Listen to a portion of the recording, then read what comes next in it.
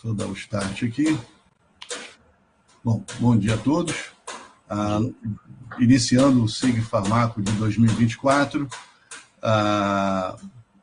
Essa atividade está sendo gravada para ser posteriormente disponibilizada no site da SBEFT.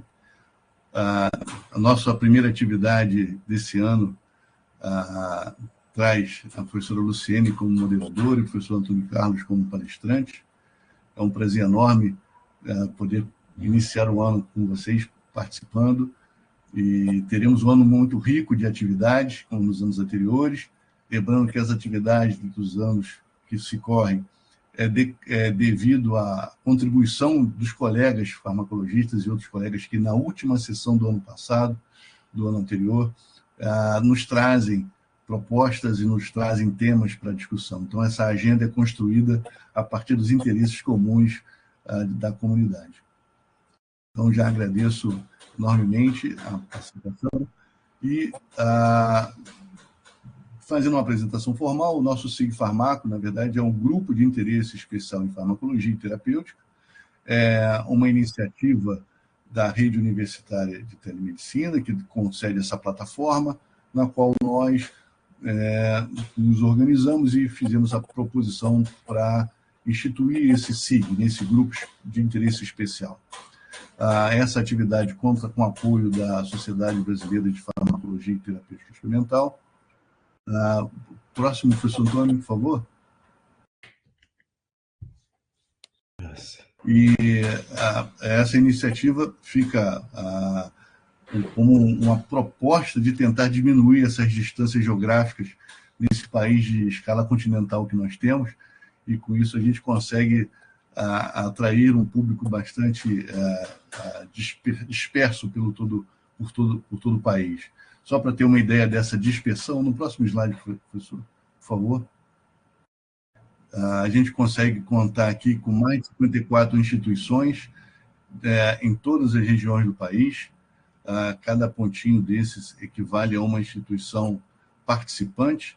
A rede RUT originalmente iniciou suas atividades com maior parte nos hospitais universitários, depois com uma ampliação e desenvolvimento das plataformas de videoconferência, isso se espalhou para outras salas de ambiente universitário e também para um sistema de webconferência. Então, hoje nós conseguimos ter uma abrangência bastante significativa nos estados brasileiros, inclusive já ano passado começando com palestrantes internacionais. Tivemos contribuições de palestrantes internacionais nas nossas atividades. Então, isso realmente pode vencer barreiras geográficas significativas. Então, próximo, professor, por favor. Como de praxe, nós pedimos para que os participantes fiquem com o microfone desligado, somente com o microfone aberto, professor Antônio Carlos, durante a sua fala. Existe a ferramenta de closed caption, quem tem interesse pode disparar essa ferramenta nos íconezinhos abaixo da tela, e a qualquer momento o chat estará aberto e todas as pessoas podem fazer perguntas, emitir opiniões, sugestões, críticas a todo instante pelo chat. Esse chat estará sendo acompanhado, e ao final da apresentação, a professora Luciene, que irá moderar a atividade, poderá recorrer ao chat e fazer a condução de toda a participação possível. Certo? Próximo, professor, por favor. Vocês já devem ter percebido, ao entrar nessa sala, vocês foram induzidos a seguir alguns caminhos para registro de presença. Nesse registro de presença, nesses caminhos de cadastros e registro de presença, vocês conseguem, nos seus logins, respectivos logins, obter declarações de participação nessa atividade. Então, a gente sempre estimula que vocês possam fazer isso para se ter um registro dessa atividade. Ao mesmo tempo que vocês registram essa atividade, vocês conseguem garantir presença no SIG, e esta presença é muito importante para o nosso SIG. A audiência é muito importante, porque nos garante esse espaço público, um espaço na qual a gente pode usar para divulgar ciência, farmacologia, terapêutica e tudo que envolve o nosso métier de atividade de ensino, pesquisa e extensão. Próximo, professor, por favor. Então, nesse caminho de registro de presença, existe um itemzinho lá, desejo registrar minha presença, e ao clicar nesse íconezinho, deixando marcado, a sua presença é automaticamente marcada. Certo? Aí facilita depois a obtenção do registro de presença. Próximo, professor. Então, basicamente, a nossa atividade conta com esses primeiros momentos, esse primeiro início de boas-vindas. Em seguida, eu passo a palavra à professora Luciene, que vai fazer a moderação e a apresentação do nosso convidado de hoje. E logo após, teremos a discussão sobre a atividade, e aí eu volto ao final para fazer o encerramento da atividade de hoje. Então, no próximo slide, eu já convido a professora Luciene, que é um enorme prazer tê-la aqui novamente, professora. Muito obrigado à professora Luciene participativa do nosso SIG, dando as sugestões, participando. Então, é um prazer tê-la aqui. E, em nome da equipe, agradeço a sua participação e a proposição do professor Antônio Carlos para contribuir com a nossa atividade de hoje. Professor, muito bem-vindo. Passo a palavra à professora Luciene. Muito obrigada, pessoal. Desculpe os problemas técnicos. Treinamos tanto semana passada e não conseguimos fazer perfeitamente, né, Antônio? Mas, bom, é um prazer estar aqui. Eu agradeço o meu colega de departamento, que é professor associado na UFMG, no Departamento de Farmacologia, professor Antônio Carlos Pinheiro de Oliveira, né, que eu tenho grande estima e consideração. O professor, falando um pouquinho do histórico dele, ele é filho da UFMG, né, foi formado, fez mestrado em ciências farmacêuticas, mas fez doutorado na Alemanha, né, um doutorado completo na Universidade de Freiburg. Recentemente, ele fez pós-doutorado na Universidade da Flórida, no ano de 2022 até 2023. E o professor Antônio Carlos tem vários interesses, mas hoje ele escolheu, né, falar um pouco sobre neuroinflamação, um pouco de modelo de neurodegeneração, doenças neurológicas, e ele tem interesse em investigar o papel da micróglia em condições patológicas. Muito obrigada por ter aceito o convite, Antônio. A palavra é sua e um bom seminário. Tá joia. Então, inicialmente, gente, eu queria agradecer muito, tá, a professor Emiliano e a professora Luciene, e também a todo o grupo, né, do SIG Farmaco, por terem aprovado meu nome para poder falar hoje. E como a Luciene falou, eu vou falar um pouquinho de alguns dos projetos que a gente tem feito, que investigam basicamente o papel de processos inflamatórios e do sistema imunológico em modelos animais de transtornos psiquiátricos e doenças neurológicas, né? Bom, essa é uma linha de pesquisa que tem sido bastante investigada atualmente, né?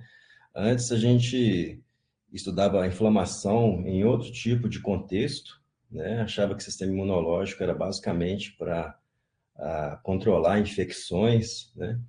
E já tem bastante tempo que essa ideia tem mudado muito, né? Então, essa área de neuroimunologia é uma área que tem crescido bastante e precisa crescer muito mais, né?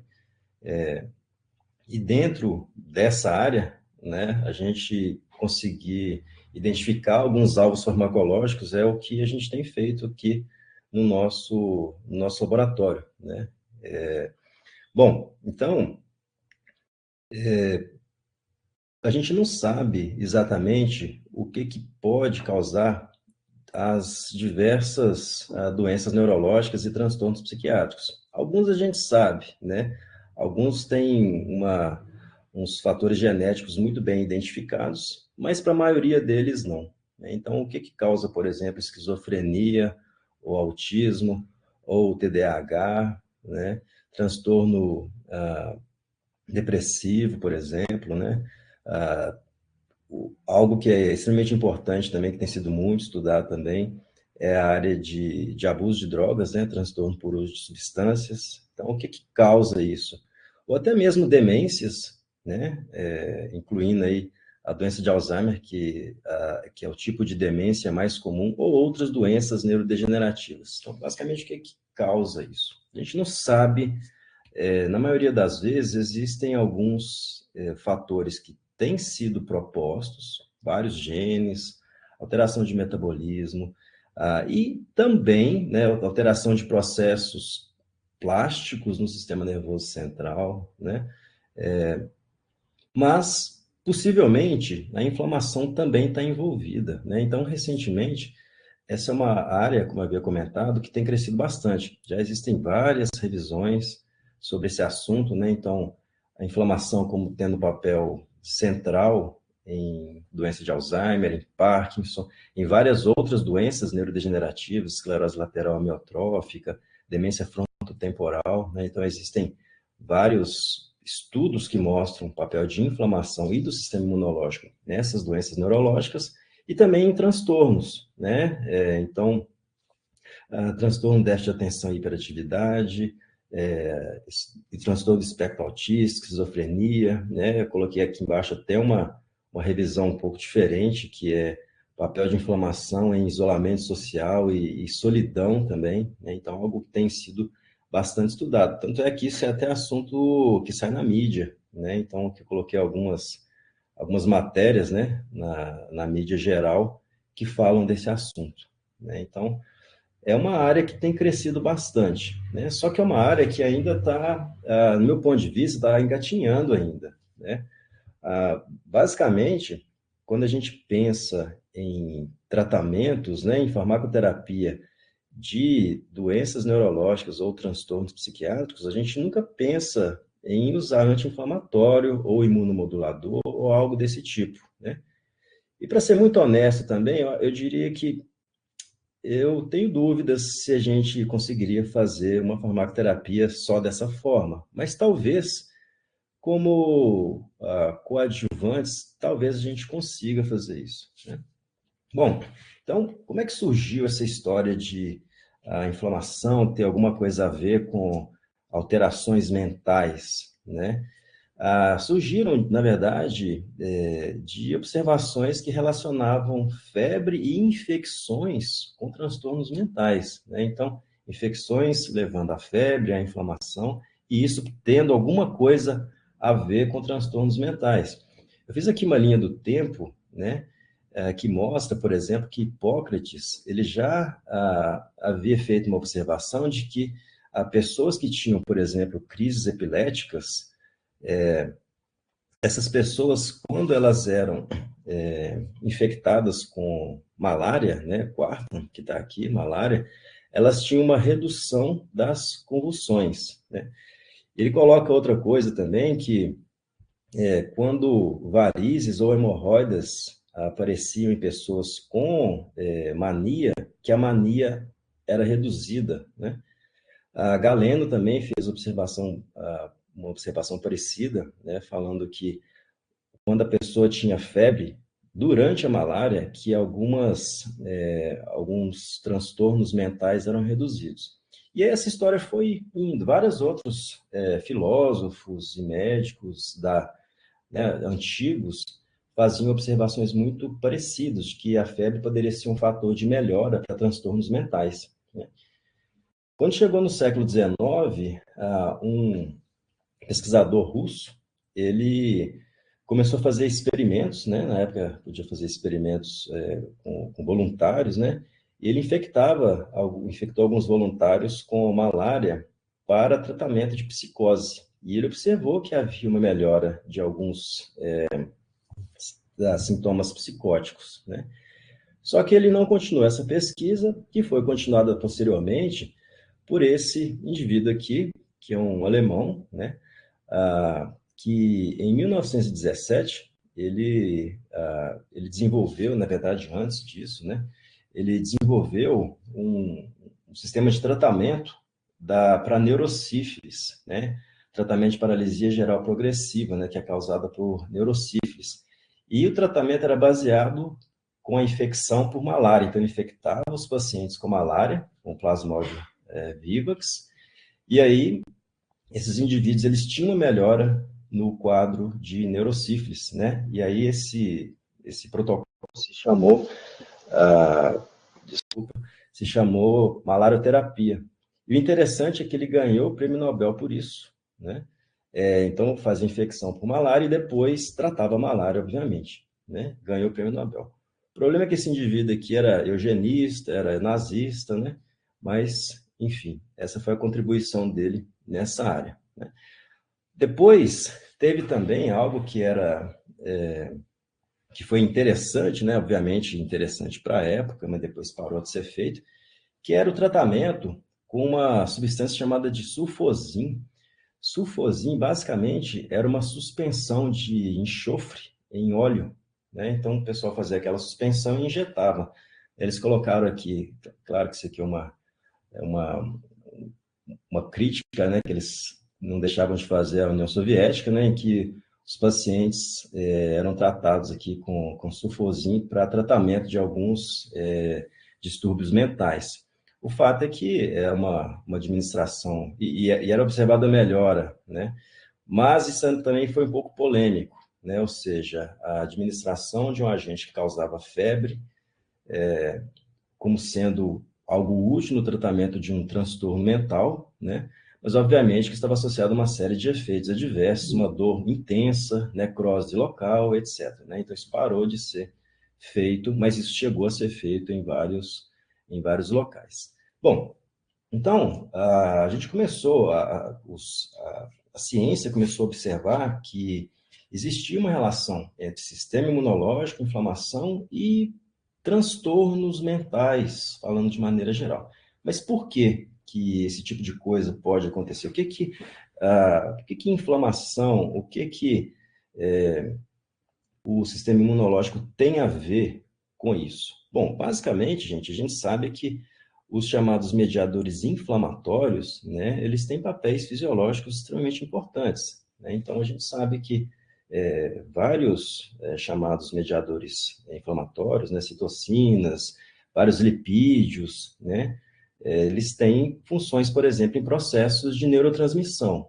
Aqui mostrando um exemplo, não fisiológico, mas em uma situação patológica, em um processo de neuroinflamação, mostrando, por exemplo, citocinas, né, algumas citocinas, né, claro que não são só as citocinas que contribuem para isso, mas mostrando como exemplo as citocinas, a gente tem aqui, do lado esquerdo, os estágios iniciais no processo de neuroinflamação e estágios mais tardios da neuroinflamação.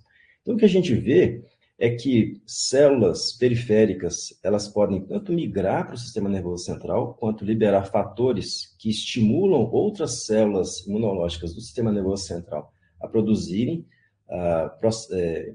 mediadores inflamatórios. E aí, esses mediadores inflamatórios, eles podem contribuir para uma série de eventos, como, por exemplo, aumento da liberação de glutamato, né? E a gente sabe que o excesso de glutamato na sinapse, ele é ruim, porque ele pode não somente alterar processos de plasticidade, mas ele pode e também reduzir processo de neurotransmissão, mas ele pode também ser tóxico, né? Ele pode induzir um processo de excitotoxicidade em neurônios, por exemplo, né? Então, pode ter diminuição da produção de neurotrofinas, né, de fatores neurotróficos, pode ter aumento de espécies reativas de oxigênio ou de nitrogênio, e tudo isso, com o passar do tempo, vai levando a uma série de alterações. Então, a gente tem redução, por exemplo, redução ou aumento, né, depende da expressão de transportadores para neurotransmissores, de receptores, há uma alteração no processo de liberação de neurotransmissores também, aqui só mostrando o glutamato, né? A gente tem alteração celular, né? Então tem redução, por exemplo, aqui de espinhas dendríticas ou de ramificações ou etc., né? E isso pode culminar em, obviamente, redução dos processos neurofisiológicos, pode resultar também em processo de morte celular, e isso é o que possivelmente está associado a aos distúrbios que a gente consegue ver. Então, alteração de humor, né? Redução, distúrbio de cognição e por aí vai, tá? Bom, então a gente tem muito interesse em algumas linhas, eu vou mostrar agora algumas linhas que a gente tem feito no laboratório. Uma delas é no transtorno por uso de substâncias, né? Inclusive eu coloquei aqui o Trainspotting, né? Quem não assistiu esse filme, recomendo fortemente, né? A gente sabe que no caso de indivíduos que utilizam drogas de abuso, há uma redução na verdade, há uma alteração no sistema nervoso central. Então, aqui, por exemplo, a ocupação de receptor D2, né? Então, usuários de cocaína e usuários de metanfetamina, né? Então, a gente vê aqui, por exemplo, que há uma redução da ocupação desses receptores nesses usuários. O que a gente vê também são uma alteração morfológica, né? Aqui, número de espinhas dendríticas, né? Em animais que foram tratados com cocaína por 7 dias, então a gente vê um aumento dessas espinhas dendríticas. Então, na verdade, a gente acredita que seja um processo de plasticidade ruim, né? Porque muitas vezes a formação de novas conexões poderia contribuir para que o indivíduo tenha aquela dificuldade de abandonar o uso da substância, né? A gente vê aqui, por exemplo, né, aqui essa representação aqui em preto dos controles e do lado esquerdo cocaína e direito morfina, né? A gente vê que o padrão de neuroplasticidade ele é diferente dependendo da droga de abuso, né? Então não dá para colocar todo mundo dentro de um saco só e falar, bom, a gente vai ter que diminuir, por exemplo, a neuroplasticidade induzida por cocaína, enfim, não dá porque os padrões podem ser diferentes também. Aqui a gente está falando de alteração morfológica, né? Mas existem uma série de alterações neuroquímicas também, né? Bom, e aí o que inflamação pode ter a ver com isso? Essa é uma área que é muito mais recente, né? Uma área que ainda está pouco explorada, né? Eu diria que está muito pouco explorada ainda, então precisa de muita pesquisa nessa área. A gente sabe, por exemplo, já foi demonstrado que indivíduos que utilizam cocaína, eles podem ter alterações no nível de citocinas no sangue, por exemplo. Então, esse estudo mostrou aqui a alteração, né, de interleucina 6, interleucina 10, então aumento de IL-6 e redução de IL-10. Há também uma alteração no padrão de outras citocinas, né? Aqui está mostrando TNF, interferon gama, IL-4, IL-10, em indivíduos que tiveram um processo de abstinência mais intenso ou menos intenso, ou de leve a mais grave, né? Então, esse padrão ele muda também, dependendo do nível de dependência do indivíduo, né? E lá no nosso laboratório, a gente começou a ter interesse nessa área, como eu havia comentado, né? Então, a Maria Carolina, a Maria Carolina, ela fez alguns experimentos nessa área, né, com cocaína. Então, era feita a administração de cocaína, depois eu vou falar exatamente dos protocolos, mas de cocaína nos animais, em roedores, né, em camundongos, e ela conseguiu ver, por exemplo, que a cocaína ela aumenta o número de células imunológicas. Então, aqui os leucócitos totais, há um aumento induzido por cocaína, aumento de monócitos, né, uma contagem diferencial aqui, e de micróglia também, né, que basicamente é a principal célula imunológica do sistema nervoso central. Esses foram alguns resultados que ela obteve, e uma outra parte dentro dessa área é que nós resolvemos investigar o papel de um imunossupressor, né, em alterações que são induzidas por cocaína. Então, nós utilizamos esse fármaco aqui, que é o FK506, que é o tacrolimo. O tacrolimo, ele é um imunossupressor utilizado, por exemplo, para evitar a rejeição de transplantes, né? E aí nós utilizamos um modelo experimental que é a sensibilização induzida por cocaína. Então, basicamente, é um modelo em que inicialmente, a gente habitua o animal ao aparato, né, um campo aberto, e depois você começa a fazer a administração de cocaína uma vez por dia e coloca o animal nesse campo aberto e avalia a quantidade de metros, né, que ele anda. Cocaína é estimulante, então se você administra cocaína, o animal vai tender a caminhar bastante mais do que aqueles que não receberam cocaína. Então a gente consegue ver, por exemplo, né, que no primeiro dia de injeção de cocaína, né, se a gente pegar só essa curva vermelha aqui, ó, no primeiro dia de injeção de cocaína, os animais então, que receberam cocaína, eles caminham mais do que os que não receberam, né? E aí, por algum motivo, né, então existem algumas hipóteses por trás disso, cada dia que você administra a mesma dose de cocaína, o animal ele caminha cada vez mais, né? Então o animal ele fica mais sensível à ação da cocaína. E isso está associado a uma série de alterações morfológicas e neuroquímicas induzidas pela cocaína, né? Então, os animais, a gente consegue ver que cada dia que passa, os animais caminham cada vez mais, né? E aí nós observamos que a administração de um imunossupressor reduzia um pouco essa distância percorrida, né? Esse trabalho aqui ainda tem sido feito pela Gabriela. Bom, nós ficamos bem interessados, né, nesse papel das células imunológicas no transtorno por uso de cocaína, né? E aí, como a micróglia é considerada a principal célula imunológica do sistema nervoso central, nós resolvemos estudar a micróglia, né? Bom, a micróglia, assim como outras células mieloides, ela depende de um receptor, né, que é esse receptor para CSF1, para que ela fique viável, né? Então, existe um inibidor, né, um antagonista desse receptor, que faz com que essas células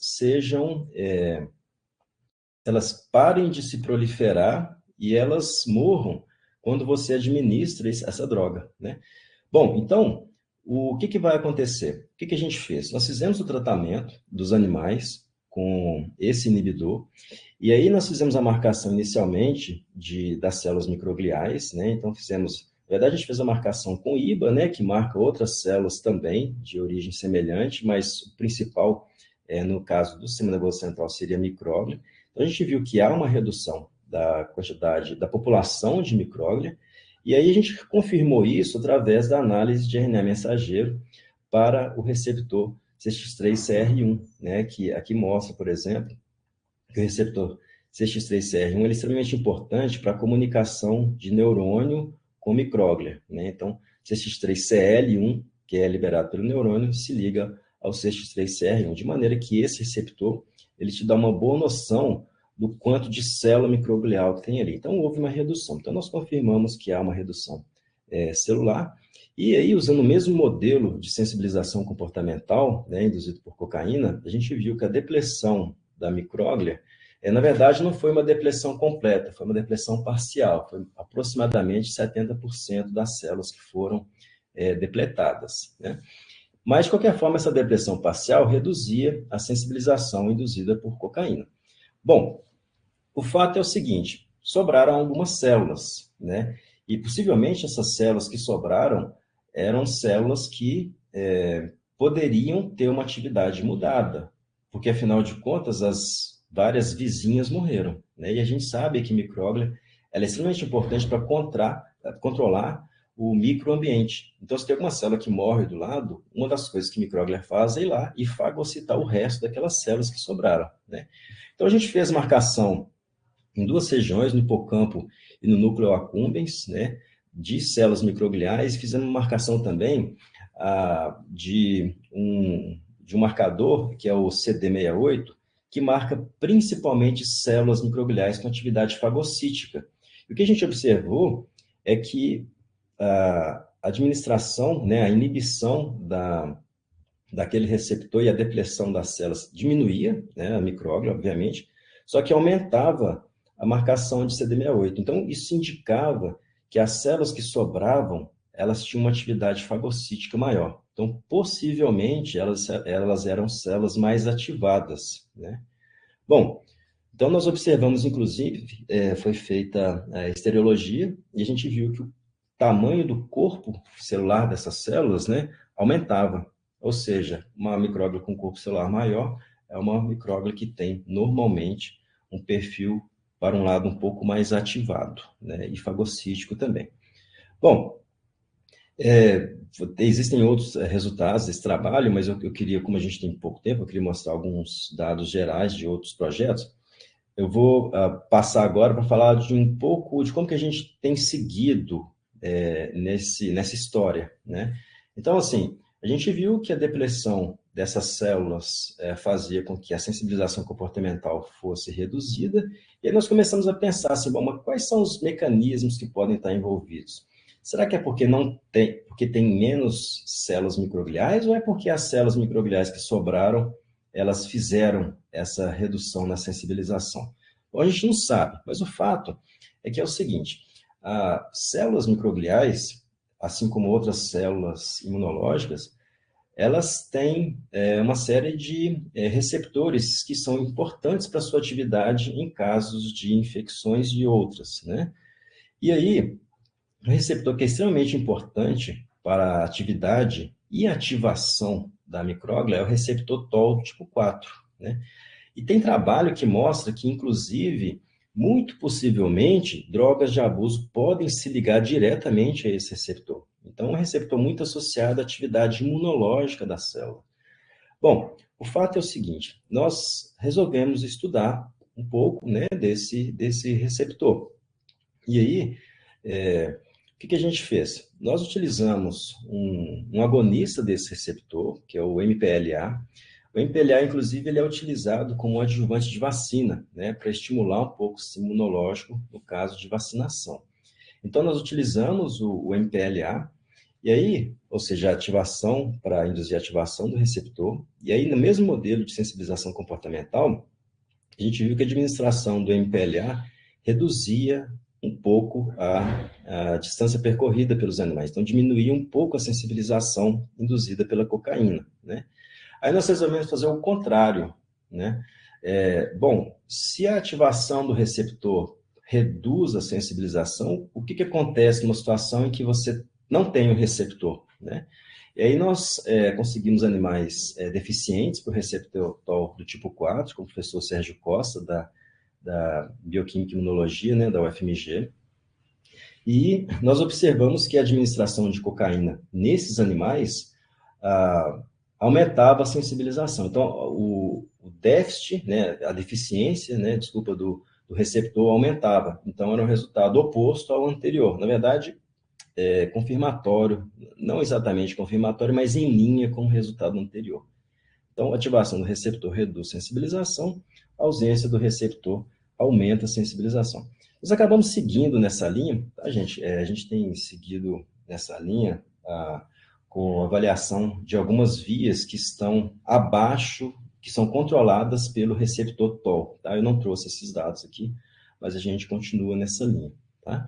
Bom, algo que foi feito também, em parceria com a professora Lília Bueno e o professor Ricardo Fujiwara, e feito aqui, né, pela Luísa e pela Ramayana, são análises de citometria de fluxo e bioinformática, e que a gente viu que o padrão, então aqui a gente tem aqui embaixo, ó, nós temos o tipo de micróglia, né, e os diferentes marcadores para células microgliais. Então, todos esses aqui são marcadores de células microgliais.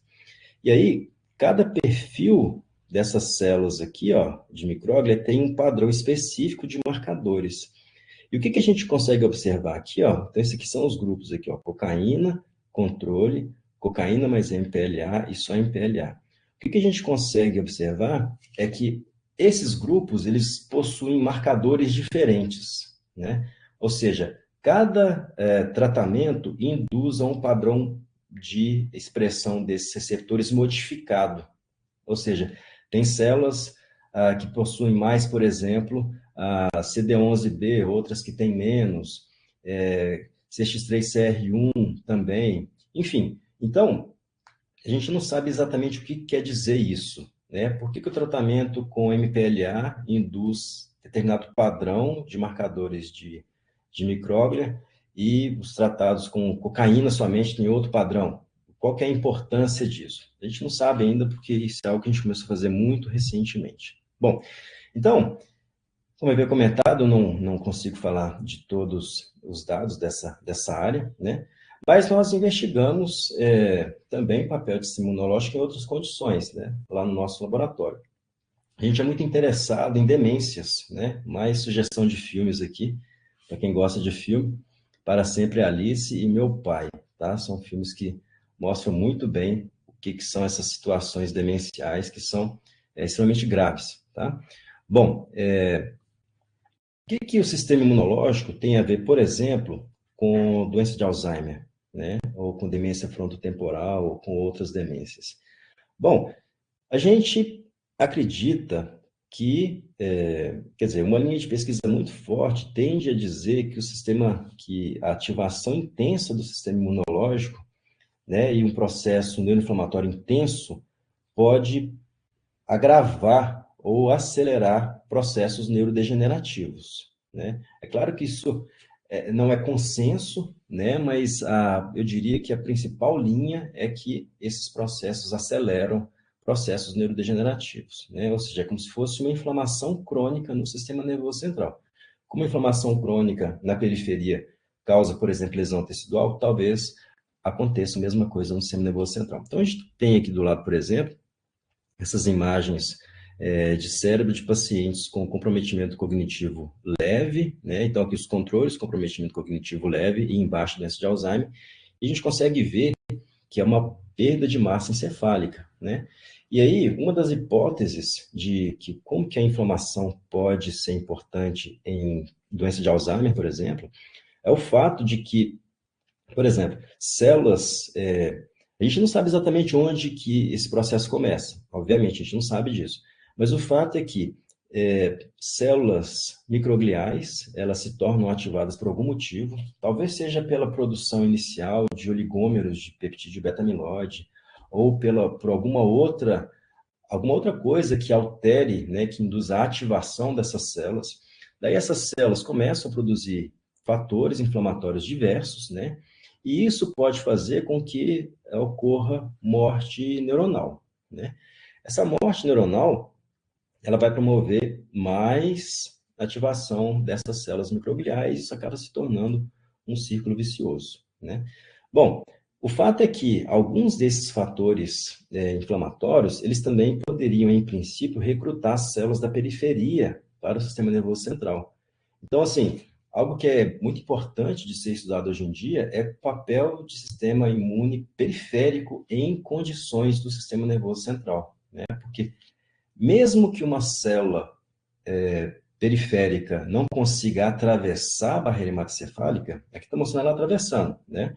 Mas mesmo que ela não consiga, ela pode simplesmente sinalizar através da membrana. Ela pode liberar alguma coisa lá naquelas células da membrana, células endoteliais, pericílios, etc. E isso ser transcrito de alguma forma, né, traduzido de alguma forma no sistema nervoso central para algum evento patológico, né?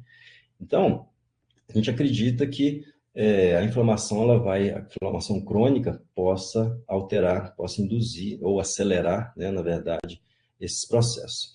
Bom, aqui o Giovanni, né, que foi meu aluno de doutorado, a gente fez aqui uma marcação com animais transgênicos, né, animais que têm uma mutação, que tem superexpressão de proteína precursora amiloide, né, e tem superexpressão de presenilino também.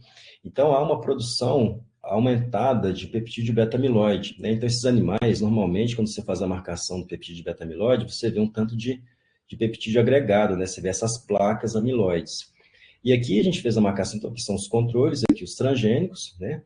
Aqui é a marcação de CD68, que são aquela marcação que eu havia comentado, né? De micróglia em estado mais fagocítico, né? E aqui é sobreposição. Então, a gente consegue ver, aqui no maior ampliado, né? A gente consegue ver que a micróglia fagocítica, ela normalmente fica em volta dessas placas, né?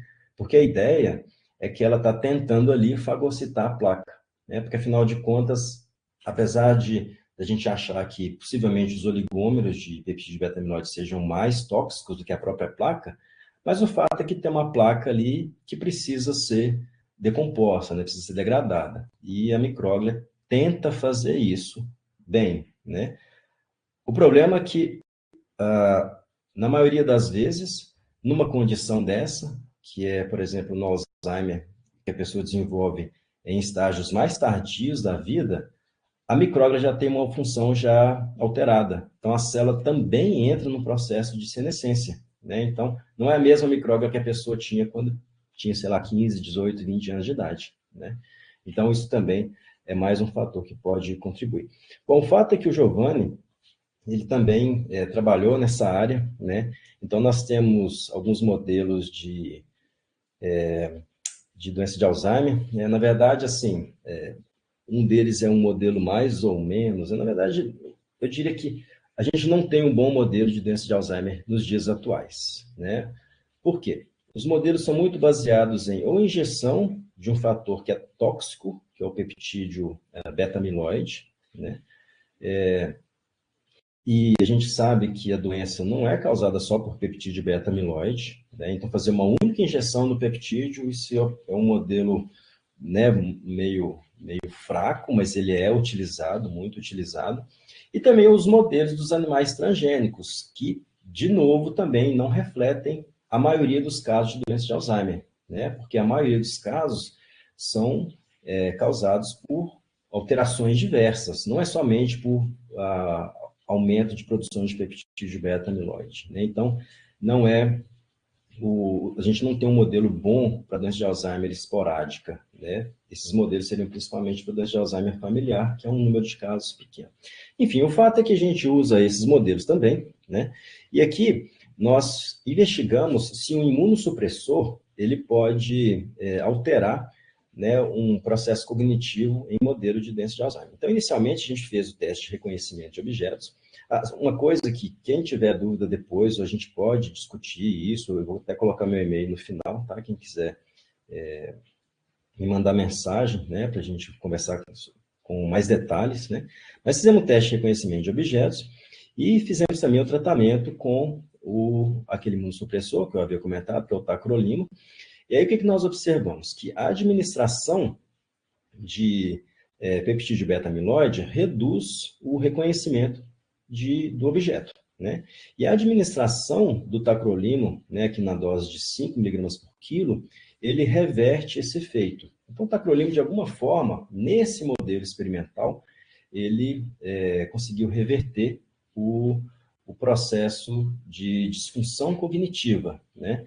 Fizemos também avaliação de morte celular, né? Então, fizemos a marcação e vimos que de neurônios em processo neurodegenerativo e vimos que o peptídeo beta-amiloide, né? Como sempre acontece nesses modelos, ele aumenta a marcação dessas células em processo neurodegenerativo e o tacrolimo reduz isso, tá? Depois nós passamos para um outro modelo, que era o modelo modelo transgênico, né? Então, nesse caso, a gente fez algo muito parecido, só que com animais transgênicos. E fizemos um tratamento crônico, né? Então, nós pegamos a dose que havia funcionado no modelo de peptídeo beta-amiloide e administramos nos animais durante 30 dias, né? Nesse caso, o tacrolimo não funcionou, né? Então, ou seja, em um modelo de animal transgênico, ele não funciona, né? Ele teve ele reverteu, por exemplo, a disfunção na interação social, tá? Mas não foi o processo de memória que nós havíamos investigado anteriormente. Bom, a gente não sabe exatamente como que o tacrolimo conseguiu reverter, né, o processo de disfunção cognitiva lá no modelo de injeção de peptídeo beta-amiloide. Aqui eu estou mostrando os dados, né, que foram feitos em colaboração com a professora Luciene, né, que está aqui com a gente. Então, basicamente, a professora Luciene, ela preparou para a gente os sinaptossomas de animais que foram tratados com o FK, né, com o tacrolimo.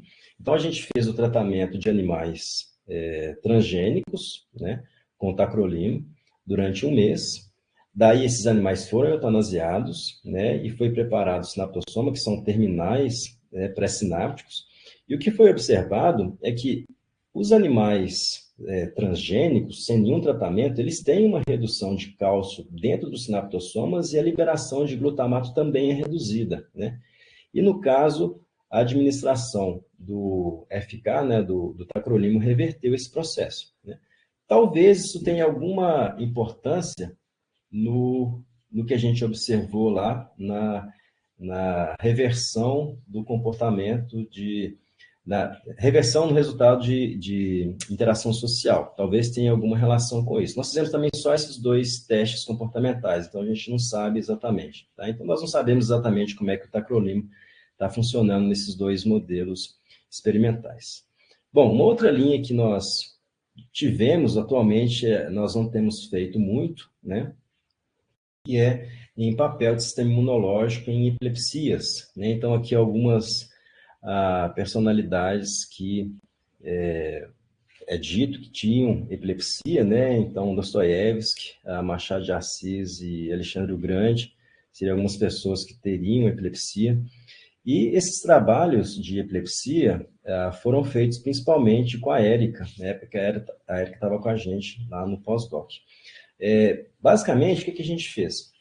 Nós fizemos uma parceria, né, com o Hospital Felício Rocha, com o Hospital das Clínicas, e conseguimos amostras de pacientes com epilepsia de lobo temporal. E nós avaliamos qual que era o padrão de expressão de receptores para serotonina e para dopamina em células periféricas desses pacientes, né? Ou seja,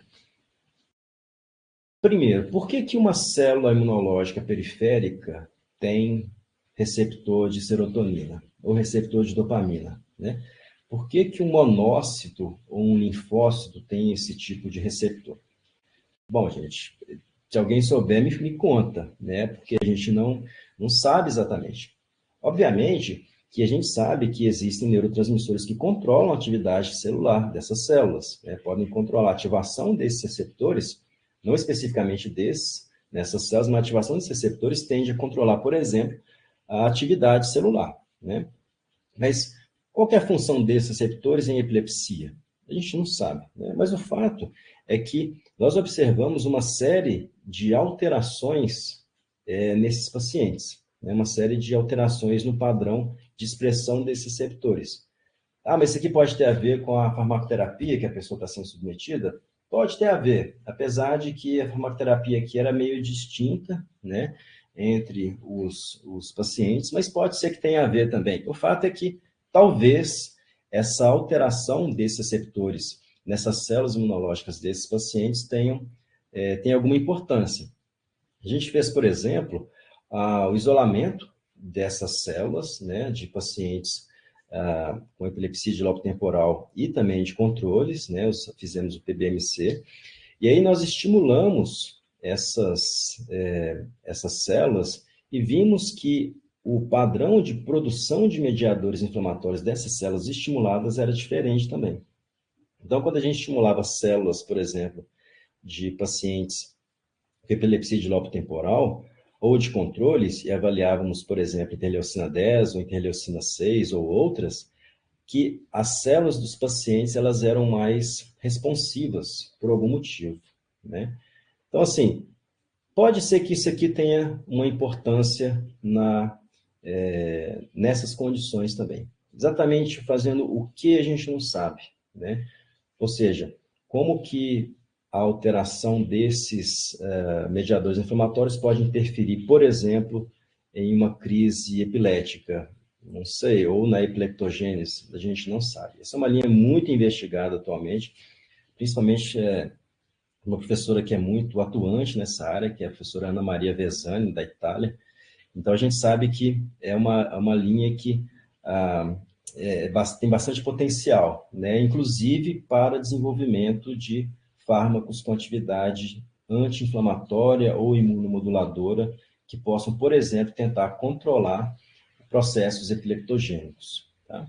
Bom, esquizofrenia também é uma área que é de interesse, né, do nosso laboratório, mas a gente não tem atuado tanto em termos experimentais. Tem, por exemplo, uma estudante que tem trabalhado em revisão sistemática nessa área, que é a Vivian, né? Coloquei mais filmes aqui, tá, gente? Para quem quiser sugestão de filme que tem relacionado ao assunto. Mas, basicamente, esquizofrenia e outros transtornos têm sido considerados transtornos de neurodesenvolvimento.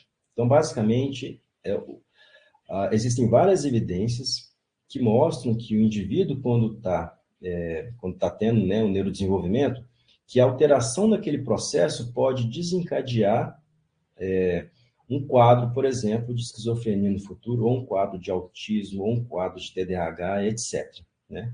Então, talvez essas condições aconteçam antes da gente nascer, né? E depois ao longo da nossa vida, da nossa infância, da nossa adolescência, né? Esses processos de modelagem do sistema nervoso central, eles são muito controlados por células microgliais. Então, a gente sabe, por exemplo, que a micróglia é muito importante para o processo de poda neural, né? Então, ela pode, basicamente, modelar várias redes neurais. E se a micróglia tiver com uma atividade modificada, esse processo de poda, ele pode ser muito alterado também, né? E isso pode fazer com que redes aberrantes ocorram, né? E por isso, uma linha de pesquisa que é muito feita, a gente trabalhou com isso, hoje em dia a gente tem trabalhado menos, apesar de que a Vivian agora voltou, né, resgatou isso no nosso laboratório, é você fazer a estimulação do sistema imunológico durante a gestação. Então, você estimula o sistema imunológico da progenitora, né? Aqui nós fizemos a administração de um análogo de vírus, né, que é o poli-C, que é um agonista de receptor TOL do tipo 3. Nós fizemos a injeção nos dias 9 ou 17, né, da gestação de camundongos. E aí, fizemos uma série de estudos comportamentais, fizemos ressonância também no cérebro desses animais, né? A gente viu que, por exemplo, a administração, desculpa, uma coisa que eu não falei, é que, na verdade, a gente administra na progenitora e a gente avalia a prole, tá? Então, só para explicar direito, nós administramos durante a gestação, né, nas mães, no dia 9 ou no dia 17, e aí deixamos, né, os filhotes nascerem. Quando os filhotes estavam na idade adulta, adultos jovens, nós fizemos aproximadamente 8 a 10 semanas, nós fizemos os testes comportamentais, tá? E esses animais, eles tinham, por exemplo, eles caminhavam mais, né, no teste de campo aberto, né, eles permaneciam menos tempo no centro, nesse campo aberto, e fizemos também avaliação por ressonância, né, com o professor Márcio Moraes, da Fisiologia aqui da UFMG, e observamos que os animais filhos das mães que receberam poli-C, ou seja, filhos daquelas mães que tiveram um sistema imunológico ativado, eles tinham uma leve redução do volume cerebral, né? Bom, então, para não passar do tempo, eu só queria deixar uma mensagem final, né, de que o sistema imunológico e o processo de neuroinflamação, eles são muito importantes, né, para os transtornos psiquiátricos e para as doenças neurológicas, mas que essa é uma área muito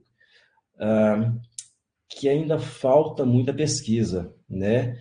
Existem vários grupos que trabalham, mas ainda, no meu ponto de vista, tá, gente? Do ponto de vista particular, é muito pouca gente que trabalha nisso, porque é uma área, não sei se é porque eu trabalho com isso, mas é uma área quente, né? Então, é uma área que eu acho que a gente precisa enveredar para ela, né? Porque, como havia comentado, existem, não dá tempo de mostrar aqui, mas existem, inclusive, estudos clínicos que são feitos com anti-inflamatórios ou imunomoduladores para diferentes condições, né? Então, para esquizofrenia, para autismo, para Alzheimer, para Parkinson. Então, existem vários estudos clínicos sendo feitos nessa área também. Estudos clínicos baseados tanto em monoterapia, né? Então, administrar só aquela normalmente, assim, não dá para fazer sempre monoterapia porque o indivíduo precisa receber o tratamento original, mas ele continua recebendo os tratamentos que ele precisa, né? Então, o indivíduo, por exemplo, com doença de Alzheimer, vai receber, sei lá, donepezila, está recebendo donepezila, só que aí ele vai entrar no estudo que vai ser administrado, por exemplo, um fármaco anti-inflamatório ou um imunomodulador, né? Então, existem estudos nessa área. Então, como eu havia comentado, talvez uma monoterapia não seja suficiente, do meu ponto de vista não vai ser suficiente, né? Mas talvez seja, né? Não posso jurar. mas talvez como um fármaco adicional, como fármaco adjuvante, né? Talvez trabalhar nessa linha seja interessante, como fármacos adjuvantes aos tratamentos tradicionais, né? Eu quero agradecer aqui ao nosso laboratório, né, a todos os estudantes que participaram desses experimentos todos, né? Os professores Luciene e Elton, né, que dividem o laboratório comigo. Quero agradecer também os colaboradores, né, vários professores com quem eu tenho colaborado nos últimos anos, né. Aqui eu coloquei os professores envolvidos nesses resultados, né, então Fabrício, Aline, Érica, né, Luciene, Elton também, o Márcio, a Lilian, o Ricardo e o Sérgio, e também agradecer às agências de fomento, né, FAPEMIG, CNPq e CAPES, principalmente, e muito obrigado, e eu fico à disposição para a gente discutir o que vocês tiverem interesse. Obrigada, Antônio. Estão me ouvindo? Sim. Sim. Ótimo. Eu vou tirar aqui só para poder ver vocês. Pode tirar?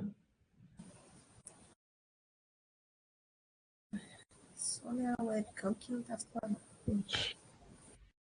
Ótimo. Bom, gente, agora eu queria agradecer, né, primeiramente, professor Antônio, foi excelente a sua palestra. E eu, né, deixo o chat aberto para as perguntas. Quem gostaria de fazer alguma pergunta, pode abrir o microfone, né, e se apresentar para poder fazer a pergunta, tá? A gente tem a Karina. Karina, você gostaria de perguntar? Não. Eu, enquanto o pessoal pensa, né, nas perguntas, eu tenho uma pergunta. Antônio, assim, tem vários, por exemplo, em caso de doenças neurodegenerativas, a gente sabe que tem algumas, né, condições que, por exemplo, diabetes, algumas pessoas que têm alguns tipos de deficiência que eles podem estar mais predispostos. Você acha que um tratamento-alvo específico, focado nesse grupo, traria resultados mais rápidos, por exemplo, para a pesquisa clínica? Ou seja, assim, porque a gente tem assim, que tem condições que podem aumentar a chance do indivíduo ter algumas doenças neurodegenerativas, igual você está falando, né? Então, diabetes seria, em princípio, um fator de risco, né? Doença metabólica, de maneira geral, dislipidemia também, né? Agora, se a pergunta é assim, se você... Se você tiver um grupo de estudo, entendeu? Focado, porque muitas vezes é muito difícil você ter um grupo de estudo com alguém que o estudo, quando ele já começa com um grupo que está com estágio muito avançado da doença. A gente não tem um teste, né, clínico precoce para poder investigar se o indivíduo vai ter ou não. E, assim, eu fico pensando que, às vezes, né, por exemplo, um indivíduo que tem diabetes, né, diabetes do tipo 1, que é um fator de risco, os indivíduos que têm dislipidemia, até tem drogas mesmo que tratam, que modulam o sistema imune, que são usados para tratar essas doenças, né? Você tem visto algum enfoque da indústria farmacêutica nesses grupos específicos, que tem maior probabilidade de ter doença? Assim, eu nunca vi nada de... O que eu vejo muito nessa área, Luciene, é mais em estudos pré-clínicos, né?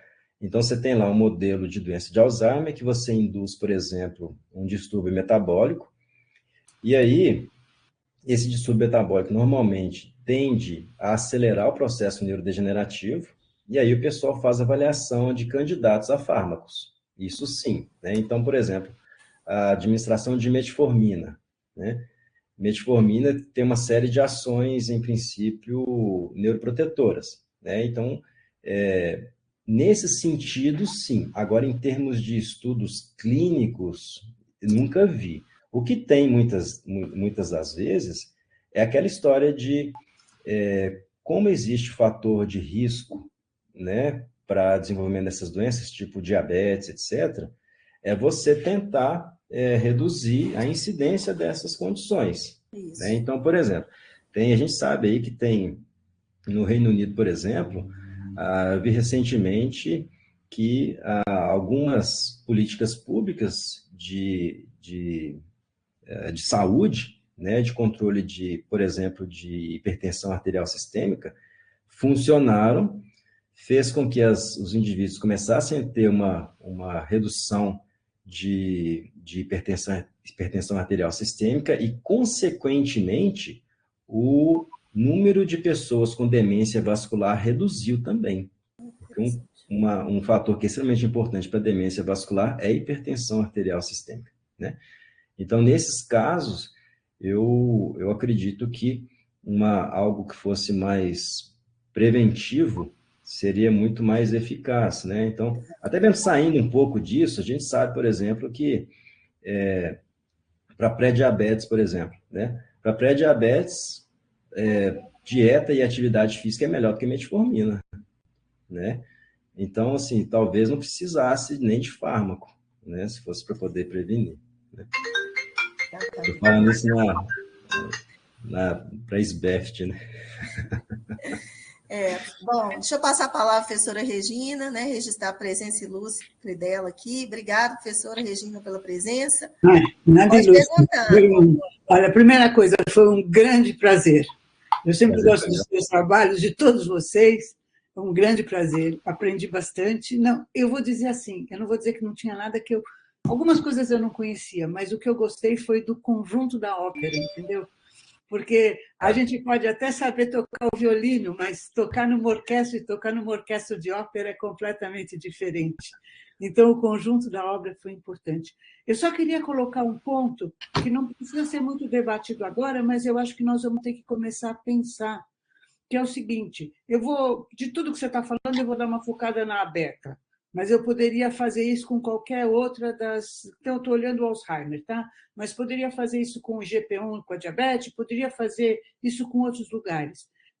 Tem muito pouco estudo que mostra qual é a função do peptídeo beta-amiloide no normal.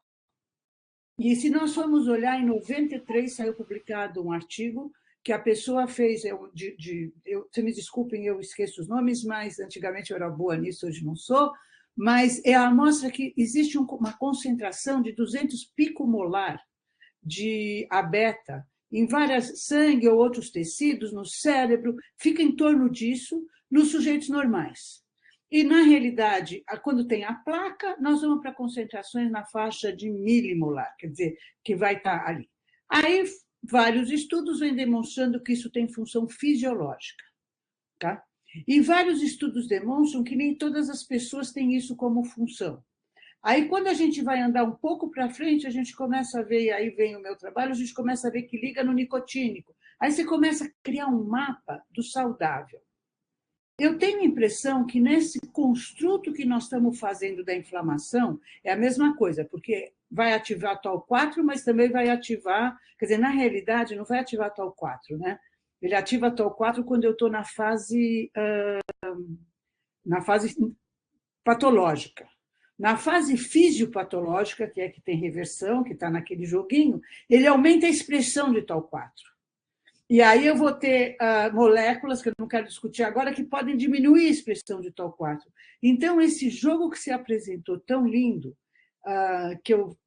da parte patológica, que você mostrou que várias patologias conversam entre si, e a inflamação é um processo que pode permear por todas, aí eu concordo que os anti-inflamatórios podiam até ser coadjuvantes importantíssimos, porque eu acho que nós não podemos mais ter terapia com uma droga só, nós precisamos ter com muitas, porque a gente baixa a dose de todas, e a somatória daquelas é que vão gerar o efeito.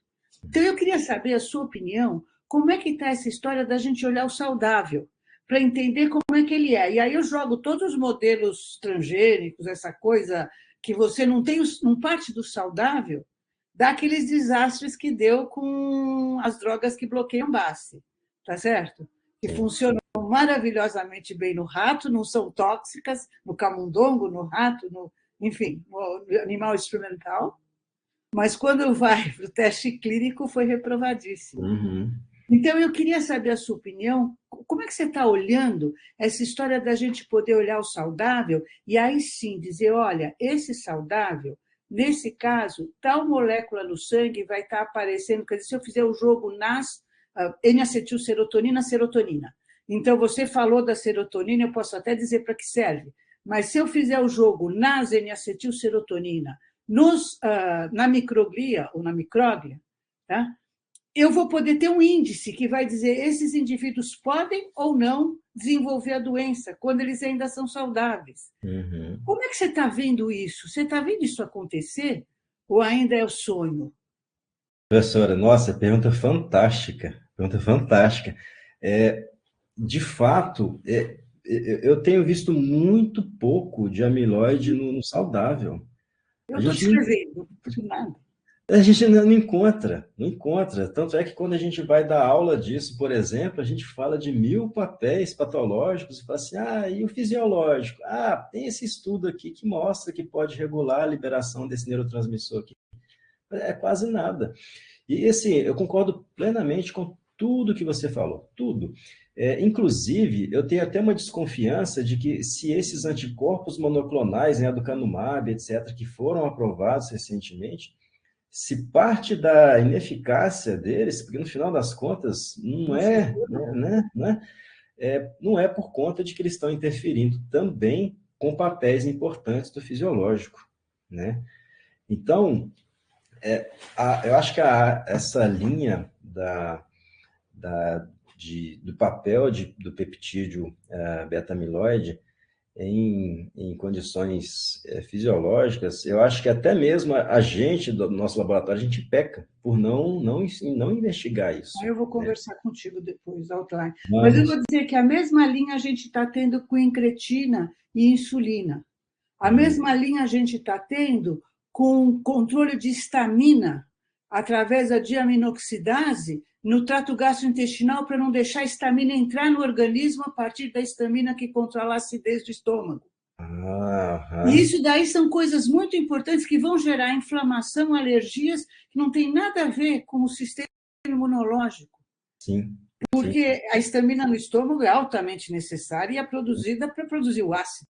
Sim, tá certo? Exatamente. É digestão, mas ela tem que ser destruída, ela não pode entrar na corrente sanguínea, senão ela vai ser histamina. Então, eu estou olhando esse saudável, eu quero um dia discutir contigo isso. Eu gostaria muito, professora, muito, vai ser um prazer para mim, viu? Obrigada. Vamos colocar seu e-mail no chat, Antônio. Tá. Coloca seu e-mail no chat, professora Regina, e depois vocês entram em contato. Deixa eu só me direcionar aqui a pergunta do chat, porque nossa hora está avançada.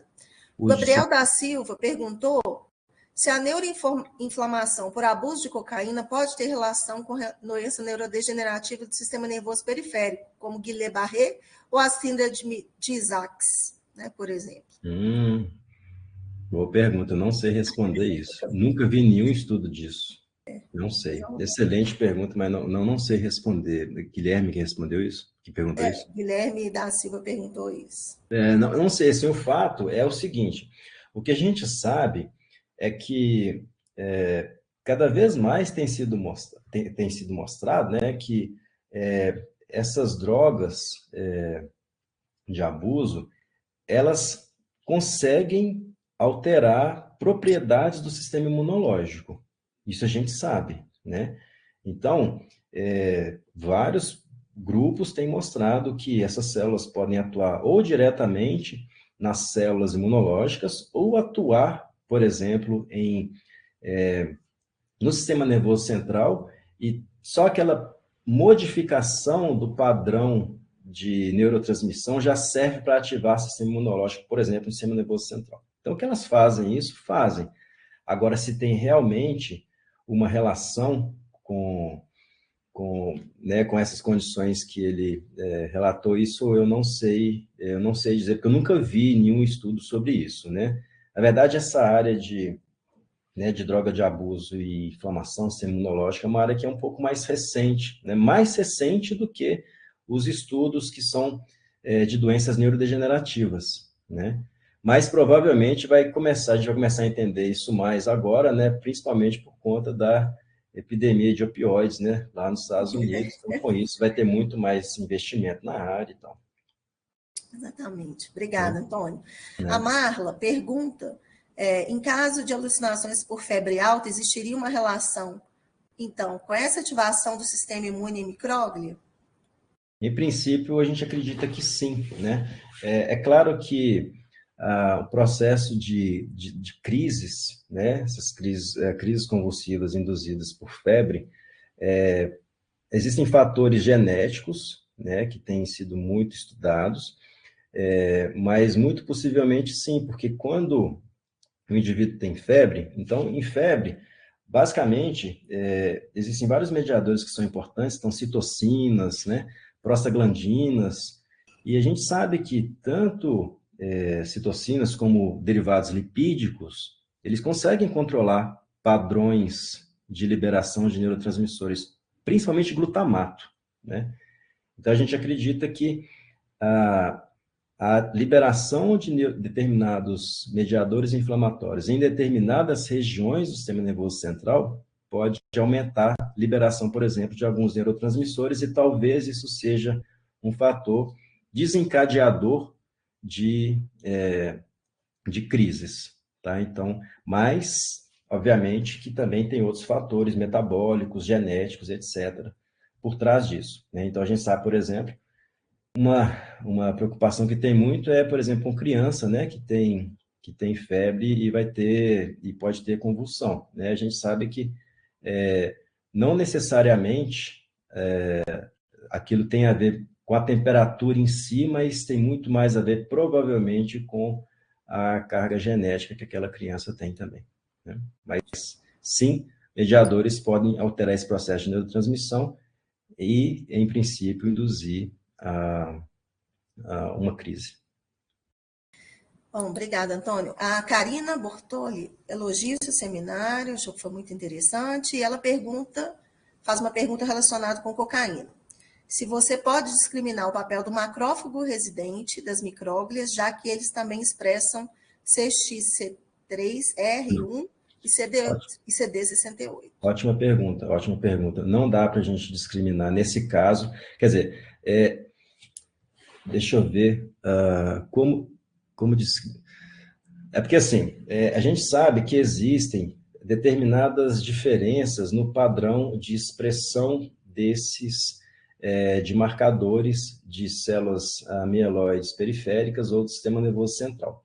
Então, daria para fazer um painel para poder ver quais que são as células que possivelmente são micróglia ou possivelmente são células que migraram para o sistema nervoso central. Isso daria para ser feito. Só que a gente não fez isso no nosso trabalho. Então, por exemplo, quando a gente administra lá um inibidor do receptor, né, de CSF, talvez a gente tenha matado célula periférica também, e talvez a importância seja da célula periférica, né? Então, a gente matou micróglia, mas matou alguma célula periférica. E a gente não fez esse mapeamento para tentar distinguir as células do sistema nervoso central ou as células que migraram para lá. Isso a gente não consegue, né? Tem os marcadores que são considerados um pouco mais seletivos de micróglia, né? Mas a gente não fez isso até o momento, não. A André Herculano colocou duas perguntas, né? Deixa eu só ler a primeira, né? Se as doenças mencionadas que afetam o sistema nervoso central seriam estabelecidas por uma relação na intensidade da resposta inflamatória. E depois ela pergunta, né, sobre esses suplementos para melhorar sintomas de depressão e ansiedade, como o metilfolato e a metilcobalamina, né? Sobre o uso de cúrcuma para a doença de Alzheimer, né? Para você comentar. Tá. A primeira parte da pergunta é sobre... Se essas doenças que você mencionou, elas seriam estabelecidas por uma alteração na intensidade da resposta inflamatória. Se exacerba a resposta inflamatória, tem maior probabilidade de ter a doença. Entendi. É o seguinte, a gente não sabe responder isso com tanta certeza, não, né?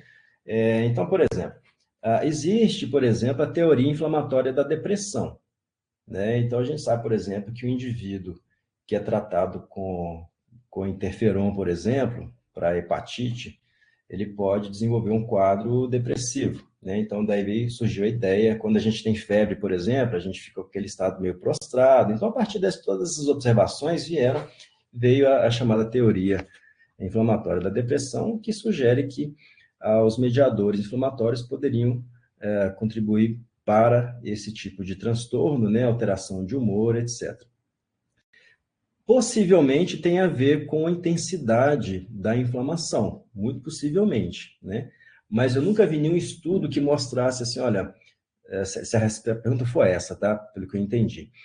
Se não for também, gente, eu coloquei meu e-mail, posso colocar aqui de volta para vocês, a gente discutir depois. Mas se a pergunta foi o que eu entendi, assim, eu nunca vi nenhum estudo que fizesse, por exemplo, olha, essas pessoas aqui têm uma depressão mais grave. E aí, consequentemente, se a gente fizer avaliação de mediadores inflamatórios A, B, C e D, a produção desses mediadores é maior, ou as células imunológicas dessas pessoas respondem mais, né? Eu nunca vi estudo dessa forma, nunca vi. O que eu já vi, que foi o que eu mostrei né, um dos resultados de epilepsia, que a gente viu que aquelas células elas respondem mais. Então, em princípio, o padrão de inflamação nessas pessoas seria mais intenso, né? Talvez tenha importância em outros transtornos também, né? Mas eu desconheço, pode ser que tenha, tá? Isso. Até aproveitando a sua resposta, Antônio, tem uma pergunta que eu pulei, desculpa, Paulo, que foi sobre os principais mediadores inflamatórios envolvidos, né, nesses estudos até agora, e a relação dele com as doenças neurológicas e transtornos psiquiátricos, se tem essa identificação. O pessoal, assim, aquela história, né? A ciência é muito moda também, né? Então, a gente sabe que tem um determinado mediador inflamatório que é importante para uma condição e vai todo mundo investigar aqueles mediadores para tudo, né? E, por exemplo, o pessoal investiga muito o papel de interleucina 1 beta, né? De TNF, de IL-6, que é uma citocina que pode ter ação pró ou anti-inflamatória. E aí tem também CX3CL1, a interleucina 10, o pessoal investiga muito também, né? Então, assim, tem um grupo, assim, de uma meia dúzia de mediadores inflamatórios que são muito investigados. Só que, no meu ponto de vista, a gente ainda peca por isso, porque a gente não abre um pouco a cabeça para ver outras coisas, né? Provavelmente também, gente, porque é uma área complexa, assim, se você for estudar imunologia mesmo, imunologia é algo que é muito complexo, né? Então, tem muitos mediadores. Uma coisa que eu acho que é importante também, baseado na pergunta do Paulo, né? Que às vezes a gente foca muito em citocinas e esquece dos outros mediadores, né? Por exemplo, de cascata de ácido araquidônico, o pessoal estuda menos, né? Então, assim, tem alguns que têm papéis identificados, mas não são muitos, isso não está muito amplo, não. E tinha outra pergunta que era sobre suplemento, né? Era um negócio de suplemento. Olha Do só, metilfolato, metilcobalamin, mas a gente, assim, está quase chegando no final. tá. Mas assim, de maneira geral, só para falar uma coisa bem geral, assim, é o seguinte, estudos com suplementos, gente, são poucos. Muitas vezes, gente, aí eu vou falar isso para o público geral, que eu não sei, todo mundo está assistindo a gente, se todo mundo tem consciência disso ou não, se tem gente na graduação ou não, tá? Mas, assim, estudos com suplementos são poucos, né? Para você vender, por exemplo, um suplemento, você não precisa de toda aquela burocracia que é necessária, por exemplo, para um medicamento, né? Então, se eu falo, por exemplo, que usar, sei lá, colágeno para a pele é bom e está sendo vendido na farmácia, qual que é o meu interesse de fazer um estudo com colágeno? Não tem interesse, está sendo vendido mesmo, então, né? Então, eu diria que suplemento, né, falando de maneira geral, usar suplementos para melhoras de atividades cognitivas e melhora de humor e etc., isso é muito duvidoso, tá? Muito duvidoso, porque não existem. Quando a gente vai procurar mesmo, o nível de evidência é baixíssimo, é baixíssimo. Às vezes você vê lá um estudo com animal, né? Você administra um suplemento X no animal, o animal tem lá uma melhora cognitiva, e aquilo significa o que no ser humano? Às vezes nada, significa nada, né? Não vai funcionar. Enfim, então eu diria, eu não sei exatamente se é o que ela perguntou, né? Sobre o suplemento. Sobre os suplementos que ela perguntou, eu não tenho. Eu nunca fiz essa busca, tá? Quem que é que perguntou? Andréia. Andréia. Eu não tenho essa informação, mas eu diria que em seres humanos eu posso metilfolato e metilcobalamina para depressão ansiedade. Eu diria que o nível de evidência disso é praticamente nulo, tá? Em termos de, quando a gente estiver falando de estudo clínico, tá?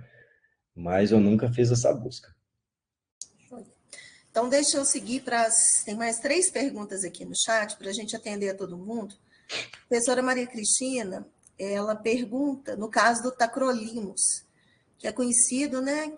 Conhecido que pacientes transplantados em tratamento com esse fármaco possam apresentar efeitos diversos, como crises psicóticas, né? Ou então, ao contrário, ser um fator cinético em pacientes que já tenham condições de base anterior ao transplante. Isso seria explicado pelas repercussões da imunossupressão também do sistema imunológico central? Vejo que seus resultados podem também ter vertentes importantes no entendimento dessas condições clínicas também pouco exploradas. Bacana, bacana. Muito obrigado pela observação. O fato, né, interessante de falar de tacrolimo, por exemplo, é que, assim, o tacrolimo, né, é uma substância que atua no sistema nervoso central, atua no sistema imunológico, né, mas ele também altera metabolismo de cálcio, né? E aí, às vezes, ele está alterando a sinalização de cálcio em uma célula que nem tem a ver com o sistema imunológico, às vezes em outro tipo celular qualquer, e aquilo pode levar a outras coisas que não necessariamente têm a ver com o sistema imunológico, mas junto com a ação dele no sistema imunológico pode talvez contribuir, né? Porque a professora falou. Muito obrigado pela observação. Então, agora a pergunta da Rafaela. Ela, né, parabeniza pela palestra, e ela ficou pensando sobre a inflamação durante a gestação, especialmente no contexto da Covid. Ela acredita na influência do aumento dessas doenças neurodegenerativas, bem como na importância das investigações nesse sentido. Bacana. Concordo plenamente, né? Quando surgiram, né, os casos de infecção por Zika, né, o pessoal ficava bastante preocupado com microcefalia, né?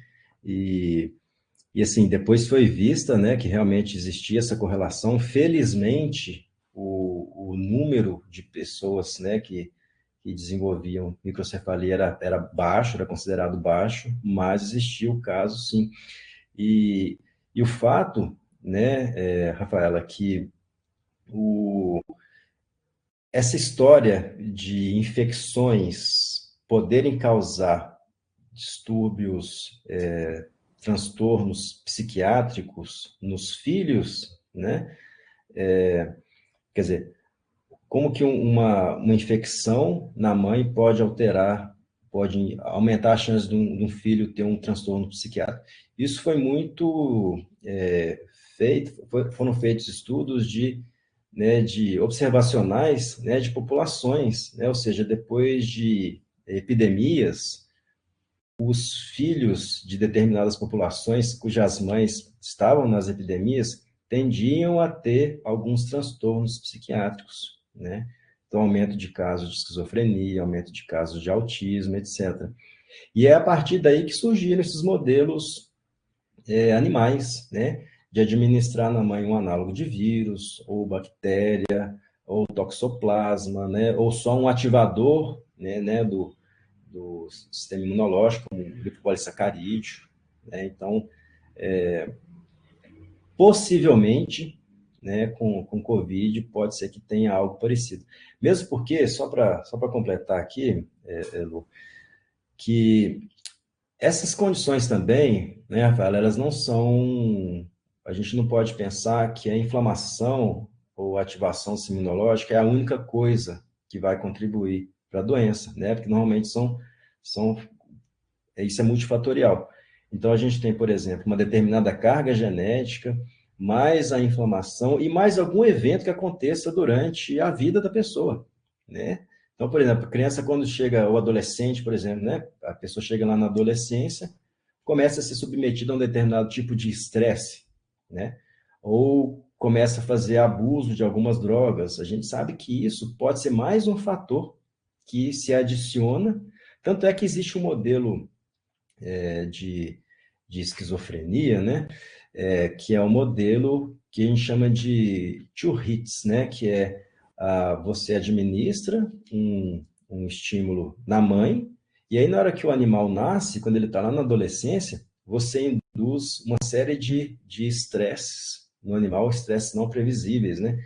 Então deixa o animal imobilizado, no outro dia deixa ele sem água, no outro dia deixa dá um choquinho na pata, no outro dia faz não sei o quê, e isso é a soma, quer dizer, a soma desses dois hits, né, que faria com que o animal desenvolvesse ainda mais alterações no sistema nervoso central, né? Então, alterações comportamentais, morfológicas e bioquímicas também. Deixa eu seguir aqui para a pergunta da Lívia, Carolina. Ela te parabeniza pela palestra, e ela diz que, apesar dela não ser na área, ela gostaria de saber se tem algum estudo em andamento sobre esses mediadores na fase crônica pós-Covid, associado ao aumento das doenças cardiovasculares.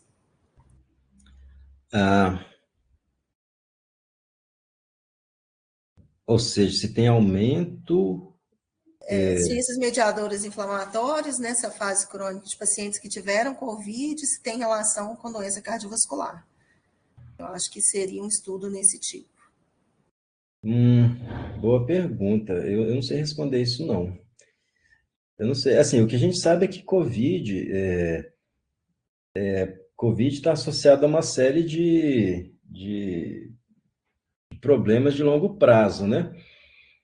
Agora, se tem estudo, por exemplo, estudo epidemiológico, algo assim que associe infecção, né, COVID crônica com aumento de problema cardiovascular, isso não sei responder, realmente não sei.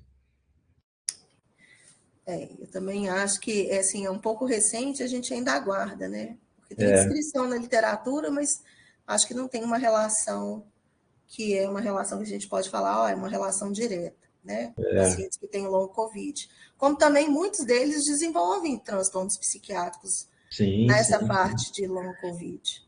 A gente sabe, por exemplo, que algumas condições inflamatórias mais graves, elas estão associadas a alterações no sistema nervoso central, né? Então, a gente tem que tentar trabalhar hoje em dia lá, quer dizer, eu fiz isso, né, lá no sabático, e eu gostaria de trabalhar no nosso laboratório, numa área que são os transtornos, esses transtornos, né, alterações do sistema nervoso central de maneira geral, induzido quer dizer, que são observadas em indivíduos que sobreviveram à sepse, né? Então, sepse é aquela condição inflamatória drástica, né? E aí é descrito que algumas pessoas, né, tem uma estimativa de 16% das pessoas que sobrevivem à sepse podem ter algum tipo de transtorno psiquiátrico, né? Seja depressão, seja ansiedade ou outro, né? Ou alteração ou redução de memória, que também é muito relatado, né? Então, é uma condição que, obviamente, não dá para comparar com COVID, né? Que são condições diferentes, mas tem ali uma coisa em comum, né? Que é uma inflamação ampla, né? Uma inflamação grave, né? Dependendo do tipo de COVID, obviamente, né? Mas uma inflamação sistêmica que pode desencadear alguma alteração no sistema nervoso central de longo prazo, né? Obrigada, Antônio. Tem a professora Roseli, que também te parabeniza pela apresentação, e ela fala que você descreve o efeito do tacrolimus na atenuação das alterações cognitivas no modelo de Alzheimer. O perfil de resposta do tacrolimus é o mesmo daqueles de outros imunossupressores que têm mecanismos de ação diferentes? O perfil de resposta bom, se for em relação, por exemplo, à resposta no modelo de doença de Alzheimer, porque assim, existem, eu vou falar o geral, assim, que eu entendi da sua pergunta, que a Luciane me falou. Existem vários imunossupressores, né, que atuam com diferentes mecanismos de ação, né, então, o tacrolimus é um daqueles que inibe, né, a via de calcineurina e reduz, por exemplo, a produção de interleucina 2 e, consequentemente, ele diminui a proliferação de células na resposta imunológica adaptativa, né? Agora, se o padrão de resposta que ele tem é semelhante a outros imunossupressores, no caso, por exemplo, de modelos de doença de Alzheimer, eu não sei, assim, eu não sei de responder isso. Eu já vi estudos com outros imunossupressores, né, com respostas semelhantes. Ciclosporina, por exemplo, né, tem resposta semelhante, mas eu não sei dizer se é exatamente, se é muito parecido, porque, querendo ou não, esses fármacos, eles podem ter outros alvos, né? Eles não são completamente seletivos, né? Então, eles poderiam ter outros alvos. E aí, quando a gente fala desse tipo de imunossupressor, muitas vezes esses imunossupressores têm ações tanto no sistema, nas células imunológicas, quanto em outras células também. E talvez a ação em outros subtipos celulares contribua, de maneira geral, para o efeito ou terapêutico ou efeito adverso, né? Então, assim, eu não sei se eu respondi a pergunta, mas eu não saberia dizer se são efeitos semelhantes, não, mas tem, obviamente, tem. Eu acho que agora estou vendo aqui, exatamente por ter outros alvos. Isso mesmo. Então, tem outros alvos. Mesmo que eles atuem em calcineurina, né, e mesmo que eles reduzam, por exemplo, a produção ou a ação da interleucina 2, tem outros alvos que podem contribuir para a resposta geral, né? Se a gente pegar, por exemplo, rapamicina, que tem uma ação também semelhante, pode atuar, né, em ação de interleucina 2, aí a resposta já é diferente, né? Então, depende muito do mecanismo de ação principal, mas depende dessas outras ações não seletivas, tá? Obrigado, Roseli, pela pergunta.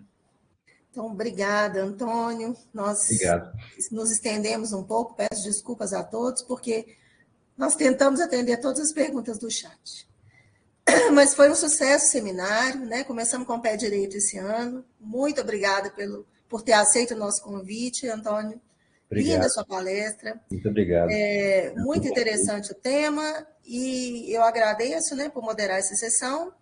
Agradeço os participantes. Vou passar a palavra para o professor Emiliano de Oliveira. Obrigada. Bom, antes de mais nada, em nome da equipe, professor Antônio, muito obrigado pela disponibilidade, pela palestra. O público, né, presente e as perguntas mostram o quão excitante é o tema. Obrigado, professor Luciane, pela moderação e pela parceria de sempre. Muito obrigado mesmo. Professor Antônio, eu só pediria um favor ao senhor, se eu pudesse voltar com a sua apresentação em tela para podermos finalizar a nossa atividade de hoje. Sim, sim.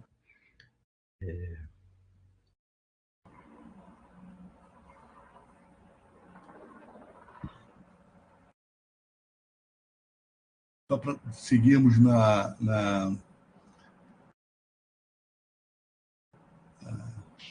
Bom, esse é o e-mail do professor. Então, para chegarmos ao finalizar nossas atividades, gostaríamos de chamar a atenção que essa atividade está sendo gravada e ela ficará disponível no site da ASBEST, da Sociedade Brasileira de Farmacologia e Terapêutica Experimental, cujo endereço é www.sbeft.org.br/sigfarmaco. Lá você encontrará, aqui alguns dias, esta apresentação, mas também hoje você já encontra as apresentações feitas no passado. Então, fica aí o registro. Além disso, também temos o nosso e-mail do sigfarmaco@gmail.com, na qual sugestões, dúvidas, propostas podem ser encaminhadas para toda a equipe. Próximo, professor, por favor. Lembrando, mais uma vez, uma solicitação de perguntas sobre certificados. É muito importante que quem esteja presente registre a presença no formulário de acesso da própria rede RNP. Então, nesse local onde está com a seta indicada, você, permanecendo clicado, automaticamente um certificado será gerado e você poderá ter no seu ambiente particular, da RNP, o seu certificado. Próximo, professor. E já convido aos colegas para a próxima sessão, que ocorrerá no mês que vem, no dia 20 de março, às 9 horas, com a temática Pele de tilápia como estratégia terapêutica de sucesso na pesquisa translacional básico-clínica, a ser proferida pelo professor Manuel Dorico, do Ceará, e moderada pela professora Flávia Almeida Santos, também do Ceará. Mais uma vez, estimulo que vocês possam acessar próximo, por favor, a nosso site, e com muita satisfação, esse é o calendário que também se encontrará todas as atividades do ano. Próximo, professor. E esse ano a gente começa com o pé direito, em 2024, completando 6 anos da nossa atividade Sigfarmaco, na qual o sucesso dessa atividade é diretamente relacionado à participação de todos os envolvidos, que garantem a presença nessas atividades durante todos esses meses seguidos. Vou arrumar aqui só para... Professor Antônio, por favor. Para aparecer aqui, pronto. Tá certo. Muito obrigado. Então é isso. Nós chegamos ao fim de mais um Sigfarmaco. Professor, eu vou, então, pedir a autorização, professor Luciano, também para desligar a gravação. Então, nesse momento agora, deixa eu só finalizar aqui. Vou